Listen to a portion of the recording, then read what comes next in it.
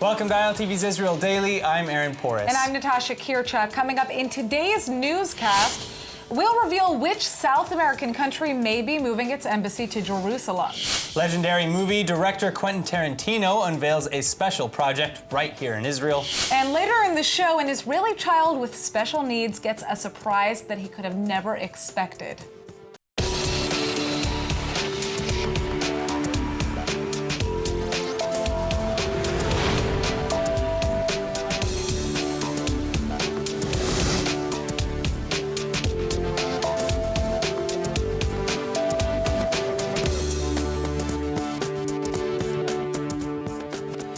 The shooters had meant to kill 50 yeshiva students in a school next door to the Jersey City supermarket, where 3 people were killed on Tuesday. That's the latest from Jersey City Mayor Stephen Fulop regarding last week's shocking terror attack in Jersey City, targeting the local Jewish community. The mayor says it's becoming increasingly clear that children were the target as New Jersey officers continue to find evidence from the horrific scene. We will never know 100%, but the doorway to the yeshiva was 3 feet away. The shooters, who were both killed by police in an hour-long shootout, are known as David Anderson, 47, and Francine Graham, aged 50.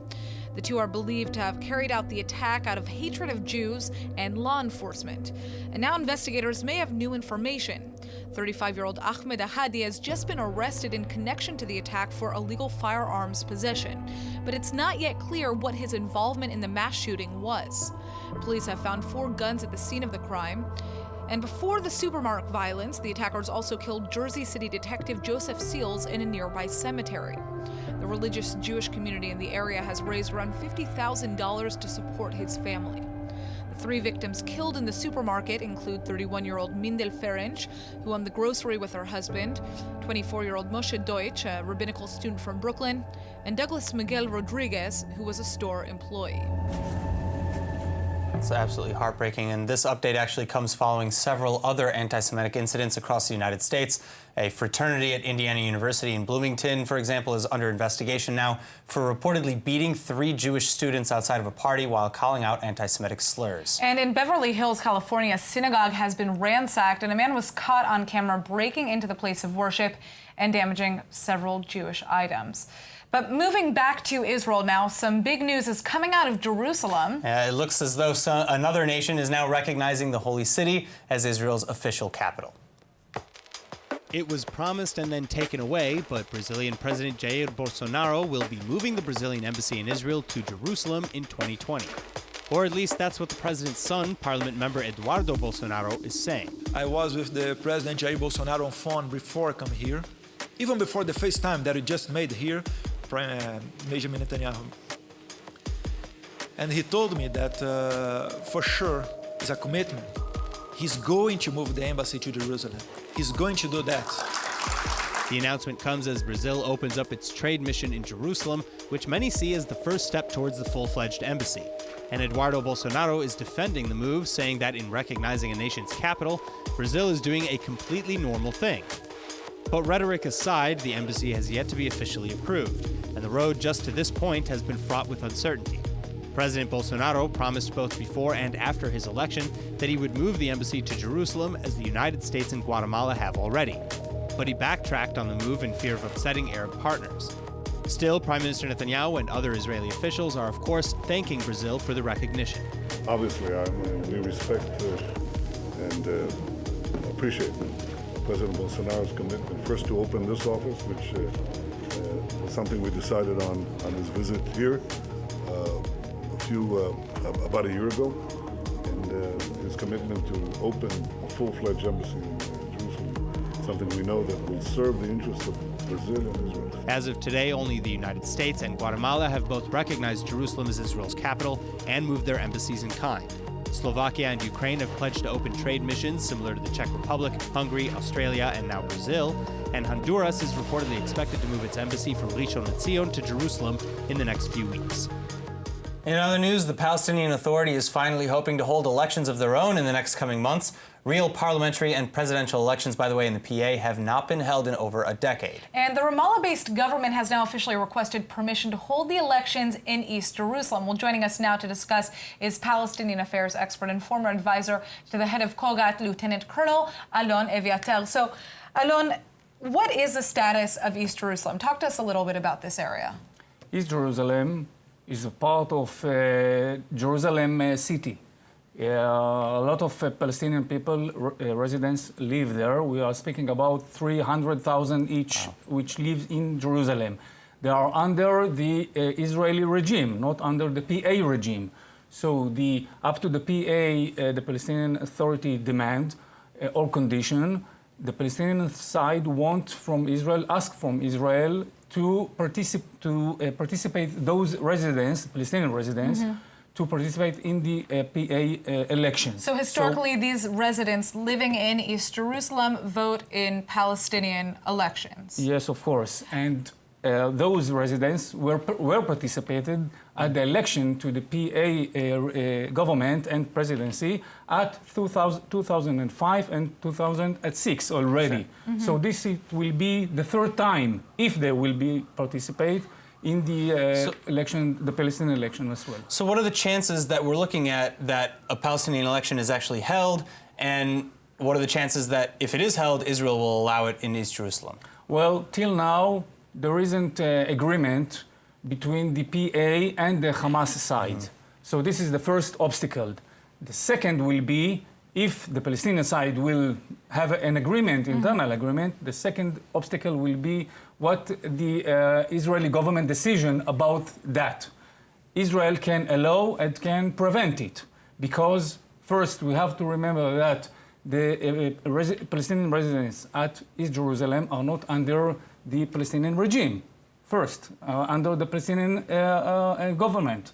So this is the first question. Second, what will be about Hamas party? Because Hamas want to be part of the elections. So, and what title of those parties will be? I mean, Hamas, it's... Right. So talk to us right now about why elections would be held today. Because like we said, we haven't seen elections in over a decade. So why more now? Than.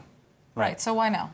There are internal pressure about the PA and Hamas as well to do it, to hold elections. First, the Palestinian public. Second, want election. Sure. For more than 14 years already, there isn't election. So, second, external pressure.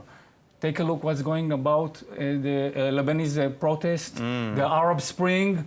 The Arab society wants election. So the Palestinian side afraid from kind of outbreak inside the West Bank. Right. Third, it's kind of preventing the optional of the deal of the century of Trump government. So this is the meantime current program, the Palestinian program. I think that the chance to hold the election is still low, right? Yeah, 20-30% normal of that. There are a lot of discussions between the two sides, and later. I guess we'll see in the coming weeks whether or not there's an actual election. Well, it's interesting to see how the elections here in Israel might influence that. Absolutely. Thank you so much for joining us. Thank you for being with us. All right, now tragedy struck the nation of Chile last week when a military transport plane and all of its passengers disappeared above international waters. Yeah, but now, thanks to cooperative efforts with the IDF, some answers are finally coming to light. What started as a normal mission has ended horrifically for Chile when a military C-130 Hercules transport plane lost radio contact just 70 minutes after takeoff. The flight was en route to Antarctica with 38 passengers on board when it disappeared. Chilean officials report having found the crash site of the aircraft in the Antarctic Sea. And Chile reached out to Israel's defense forces for help almost immediately to try and find the bodies, as part of the close military cooperation between the two countries. Well, within 24 hours, an IDF team of experts, including satellite image interpreters, geologists, and more, had been put together to aid in the search efforts. Unfortunately, Israel didn't find any survivors, but the team has found the remains of the craft, roughly 30 kilometers from the location of last contact. Among the recovered items are the landing wheel, fuel tank, and aircraft parts, and personal effects like a backpack and a shoe. Remains of the human beings who are most likely the passengers have also been located. Meanwhile, Chilean officials have expressed gratitude for the international support, including from Israel, Argentina, Brazil, the UK, the US, and Uruguay. What a crazy story. All right. But at any rate, Israel's largest offshore natural gas field, the Leviathan, is about to start producing gas this week for the local market. But the news is the source of lots of controversy, and ILTV's Shanna Fuld has the full story. Now, Shanna, what's going on? Gas producers are doing their first rounds of natural gas production this week, and it is causing a hectic riot because people who live near this gas rig, which is just about 10 kilometers off the shore of Haifa, are saying that they fear the pollution is going to be so detrimental to their health that they can't stay in their homes. So they're evacuating the city. They're evacuating. They're saying that 2.5 times the amount of pollution that this rig would produce in 1 year's time, it's 2.5 times more than that in just 8 hours. Wow. Okay. All right. Well, in the first 8 hours of production. Okay. So now, what is the Environmental Protection Agency saying here in Israel? What is the response? They're saying that if it was going to be a problem, they would have addressed it. They would have told people that they needed to leave, and that people are just sincerely overreacting, and that if it becomes a problem, they'll notify them. Now, environmentalists have been upset about the creation of this plant in the first place, but talk to us a little bit about what kind of boosts the Leviathan has for the Israeli economy and also, you know, relations, international relations. Now, energy producers know that renewable energy is top, but right now that's not going to do the job. So what they say is natural gas, which is what's being produced here, is at least better than coal, better than oil, and some of the economic benefits are going to be huge. There's going to be trade with Egypt, trade with Jordan. The U.S. has a 40% stake in this project, and not only that, there is going to be independence, energy independence for the state of Israel, which well, there Israel, could be a future of energy independence. and Israel has never seen something like this before. All right. Well, thank you so much for joining us, We'll Shanna. see with how the it goes. update. Shanna, thank you. You're welcome. All right. Now, the Dead Sea has long been known as the lowest place on Earth above water, but the question now, is it? Well, a new discovery now says, unfortunately, no, it is not. And ILTV's Nittany Manson reports with more.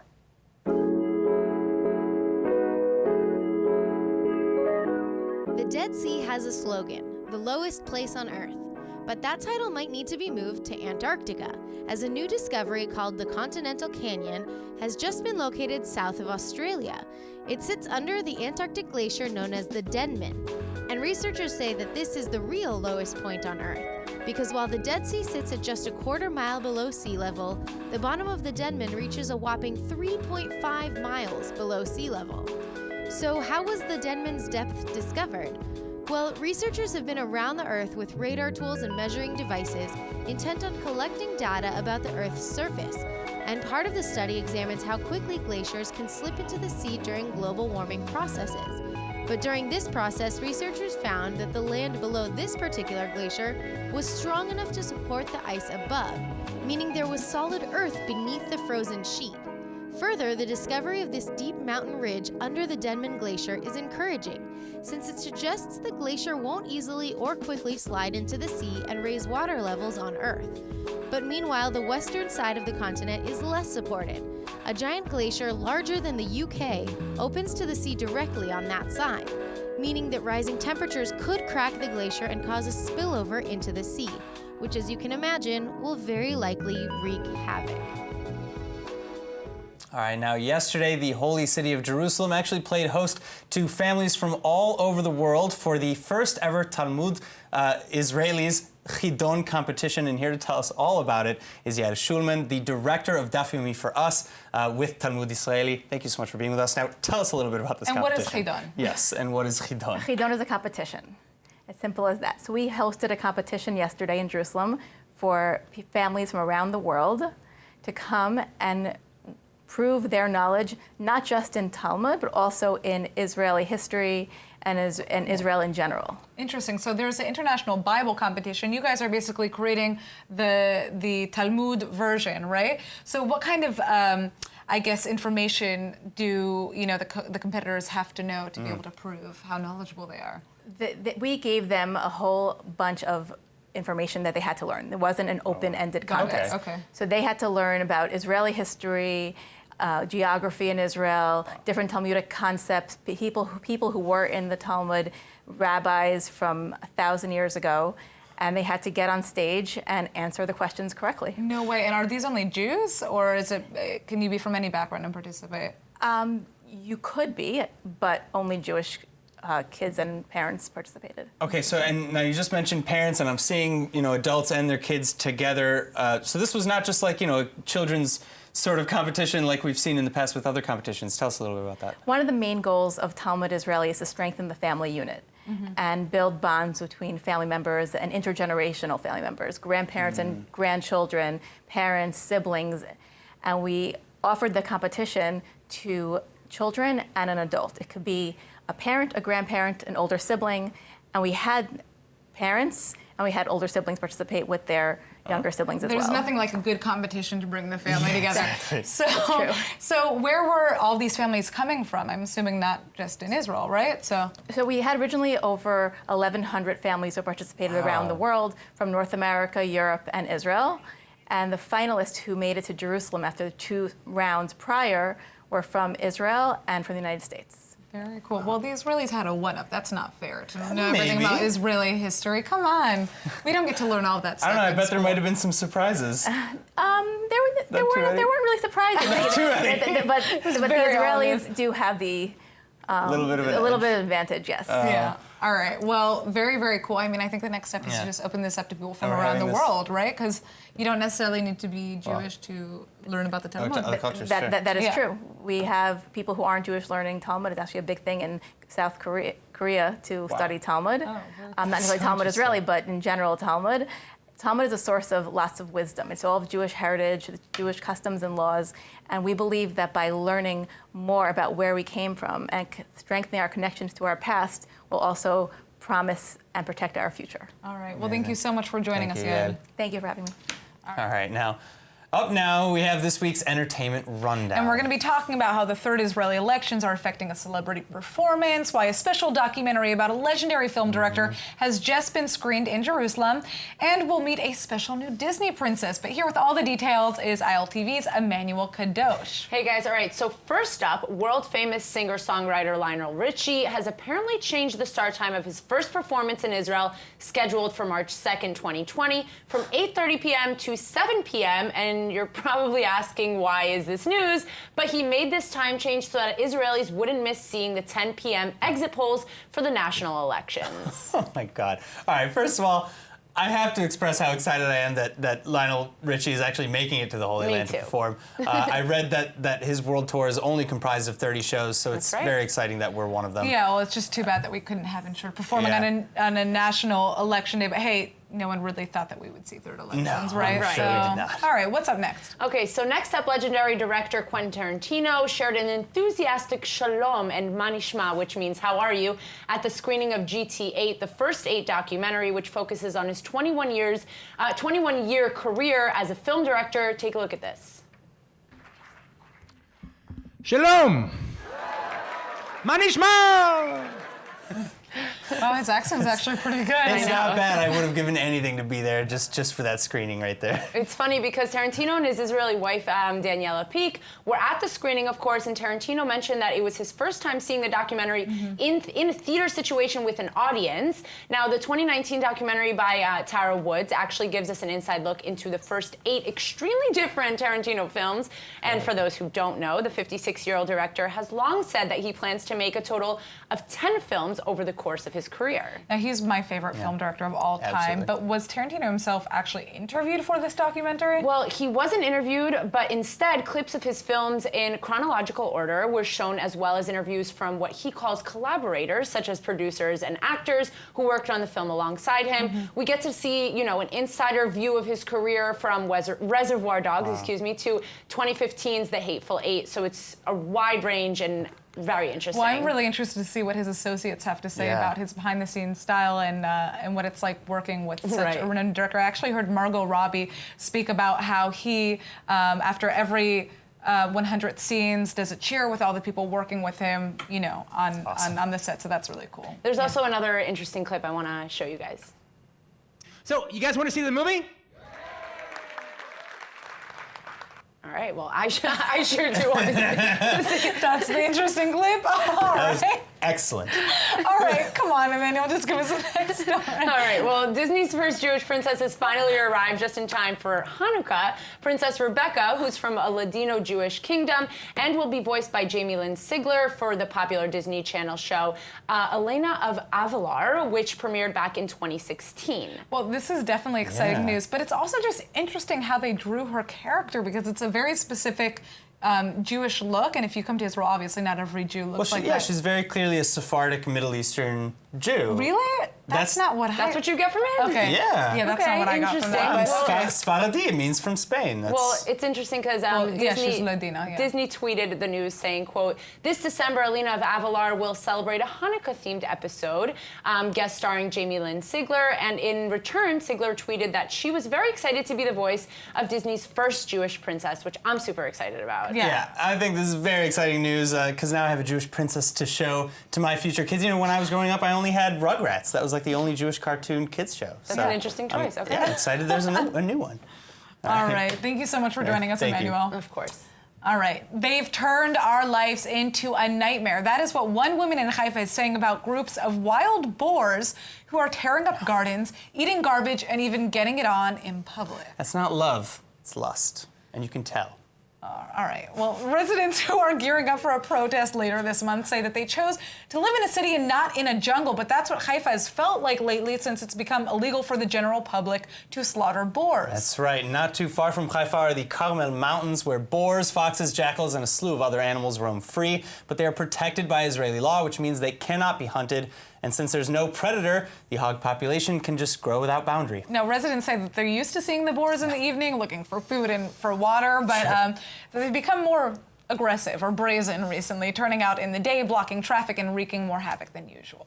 Well, the municipality says that people should tighten their garbage lids and stop feeding the hogs because that will, that'll encourage them to maybe stop looking around for food in the area. Well, some residents say that the pigs are a threat to their safety, but the city is actually trying to teach local kids to have tolerance for the animals. And this cute video was just published of school children singing, "A Haifa girl isn't afraid of two tusks and hair like a brush. She says good morning to the neighborhood boar." Obviously.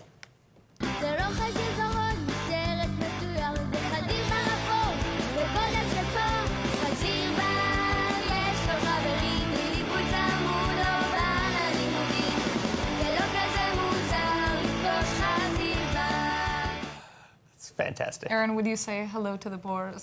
Absolutely. Yeah, I know you would. Of course. I know you would. All right, well, on that note, let's take a look at the weather forecast. Tonight should be cool and cloudy with lows around 47 or 8 degrees Celsius. And then tomorrow you can expect more of the same with highs averaging of 67 or 19 degrees Celsius. Now, finally, before we let you go, here's a look at what's going viral today in Israel on tubing with ILTV.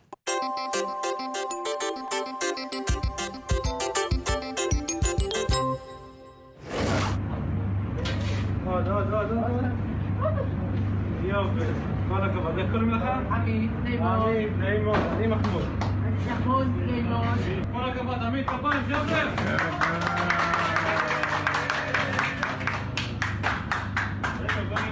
So you're probably wondering what you're watching. That's actually a video of a Domino's pizza employee named Mahmoud inviting a boy with special needs in Herzliya to make a pizza. Yeah, and he had been banging on the counter and making noise while impatiently waiting for his pie. And while Mahmoud, the shift supervisor, could have gotten impatient himself, he decided instead to give the young man a job to do. amazing, heartwarming moment. And Mahmoud even told the boy that he could come back and make pizza anytime he likes. This is something that everyone's talking about in Israel today, but And just it's beautiful. amazing.